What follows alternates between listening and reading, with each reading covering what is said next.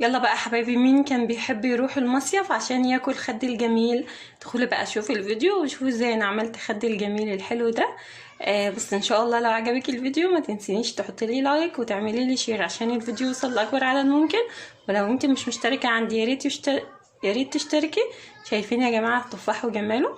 شايفين ان شاء الله حلو جدا جدا ما شاء الله. وهوريكي ازاي ان شاء الله ينجح معاكي، بس انت امشي على نفس الخطوات. ادخلي بقى شوفي الفيديو وقولي لي ايه رايك.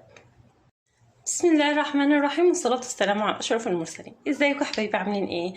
اكيد طبعا من شكل الفيديو عرفتوا احنا هنعمل ايه النهارده. ان شاء الله هنعمل مع بعض خد الجميل. طالما ما عرفناش نروح المصيف يبقى هنعمله في البيت بقى كده بكل سهوله وبساطه، وعلى الاقل انت عارفه انت عامله ايه. وهوريكي ازاي ان شاء الله ينجح معاكي وفي نفس الوقت يبقى معاكي بطعم حلو جدا. هنقول بسم الله ونشوف مقاديرنا. عندي هنا كمية التفاح بقى حسب ما انتي عايزة، يعني 5 6 10 20 100 زي ما انتي عايزة. تمام.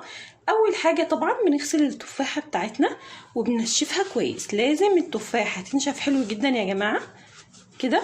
لو عليها اي نقطة مية هتخليها السكر بتاعنا ما يلزقش فيها، يبقى لازم تنشفيها حلو.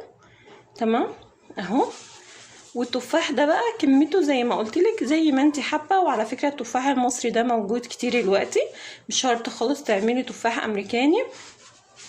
وكمان سعره مش غالي، يعني هو عندنا دلوقتي عامل 12 جنيه، فيعني مش غالي خالص اهو. اهم حاجه بس لازم تنشفيها كويس كده وخليها واقفه عشان لو في اي ميه ولا حاجه تطلع. بصوا بقى يا حبايبي، بعد ما عملت التفاح بتاعي كده نشفته كويس، هنجيب خله. تمام.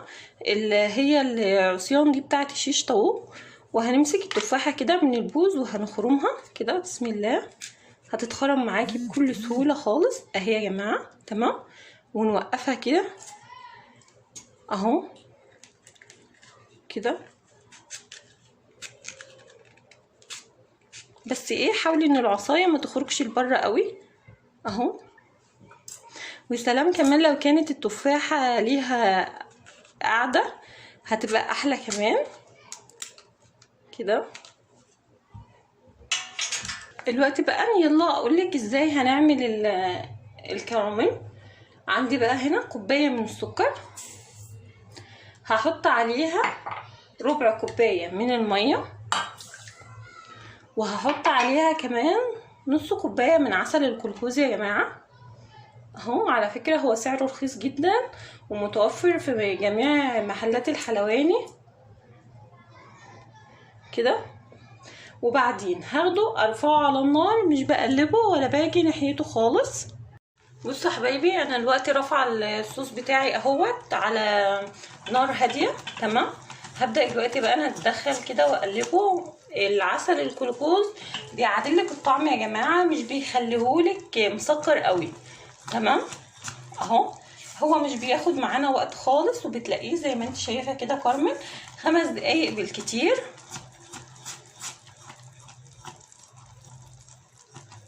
كده. بس خلي ايدك فيه تقليب بس كده شويه. طالما خلاص اتاكدت ان ما عادش فيه سكر تقدري تقلبيه كويس، ما تقلقيش بقى من التقليب. يعني 5 دقايق بالكتير يا جماعه. احنا مش بنديله لون احمر بقى. تمام. احنا يعني مش بنخليه يتحرق مننا، احنا بس بنقلبه كده شويه. وبعدين احنا بقى بنزود له لون احمر جل غذائي. تمام اهو. بس هو كده برضك لسه مستواشي، مش بنحط اللون غير بعد ما الكراميل بتاعنا ده يكون خلاص جاهز. بنبدأ بقى نضيف له اللون. بصوا يا حبايبي، هو دلوقتي بقاله حوالي 5 دقايق على البوتاجاز. عشان نعرف بقى ان هو جاهز معانا ولا لا، نجيب طبق كده ونحط فيه نقطة صغيرة. تمام. ونسيبها لغاية ما تبرد.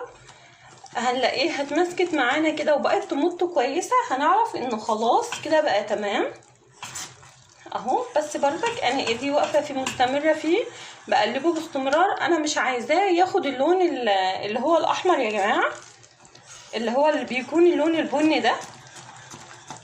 فلازم تكون ايدك بتقلب باستمرار اهو لغايه ما نحس بس نشوف ديت هي. شوفي بقت عامله معانا شربات تقيل ازاي، شايفه؟ دلوقتي كده خلاص هنطفي عليه بقى، كده خلاص يعتبر جاهز. هما بصي هتحسبيهم بالموبايل 5 دقايق بالظبط. بصوا يا حبايبي انا سبته هنا لغايه ما الرغاوي نزلت، شايفه لونه صافي خالص اهو، مش واخد معايا اللون البني ولا حاجه. عندي بقى هنا الالوان اللي هي الغذائيه اللي احنا بنشتغل بيها دي، بتتباع في اي محل حلواني يا جماعه، تمام؟ الازازه بتعمل 10 جنيه.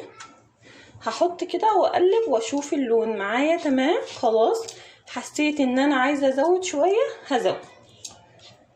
الالوان دي صحيه مفيش منها اي ضرر ولا اي حاجه اهو. انا شايفه ان اللون كده يعني تمام. ممكن نحط نقطتين 2 بس كمان كده. هنقلب بقى وهنشتغل على طول يا جماعه. بس يعني ايه هيهدى معانا بس حاجه كده بسيطه عشان ما يسلق لناش التفاحه بتاعتنا اهو كده. طبعا الموضوع ده خطر جدا، يعني ما ينفعش طفله كده تشوف الفيديو وتقوم قايله لا طب انا هقوم اعمل. لا لا، لازم حد كبير اللي يكون بيعمل الموضوع ده يا جماعه. الفكره خطر، يعني لو نقطه دي لا قدر الله من دي وقعت على ايد حد هتبهدل له ايديه. دلوقتي بقى يا حبايبي هجيب قوالب الكوب كيك ديت عشان بس احط فيها التفاحه تسند معايا، وبعدين هجيب التفاحه بتاعتي وهبدا اخد الصوص اللي احنا عاملينه ده كده، الكراميل ده، وانزل على التفاحه كده بالمنظر ده اهو.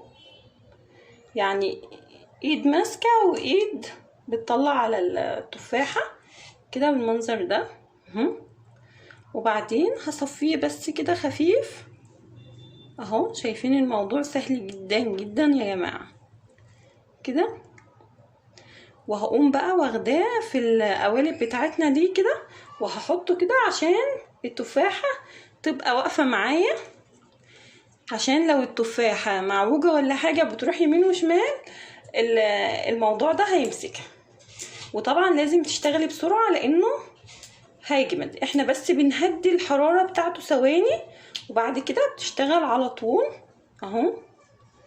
شايفه حلوه جدا بصراحه. انا من عشاق اكل التفاحه دي، بحبها جدا بصراحه. يعني دايما لما بروح المصيف كنت بحب اجيبها، بس لما اتعلمت طريقتها يعني حتى بقيت اعملها صيف وشتاء. مش شرط خالص ان احنا نروح نصيف عشان ناكلها اهو.